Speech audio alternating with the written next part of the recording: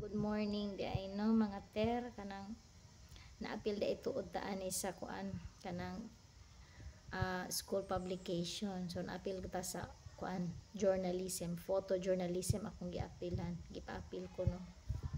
So karon nangita ko bata ani sa mo eskwelahan og kinsa daw kuno ako mapilian.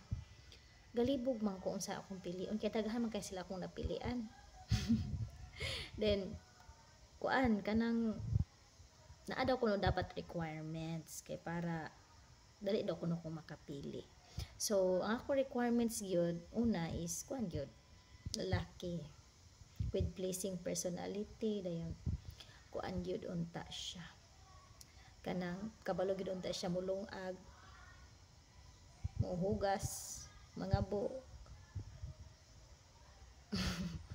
mamanday. Pwede din na sa photojournalism, pwede ka na lang pwede, di dapat na po siya motor kabalo po siya mo drive na po siya pang gasolina. Pwede nga na lang ang kuan kinahanglan sa photojournalism requirements. Kay napiningon ako estudyante, ma'am dili man na kuan photojournalism imo hang gipangita. Bana man na. Aw, bana di ay na. Abi man ako og photojournalism na.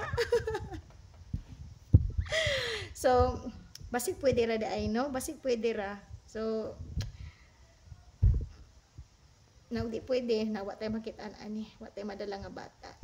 Na sige tabangi ko sa akong suliran ter, tabangi ko. Bye.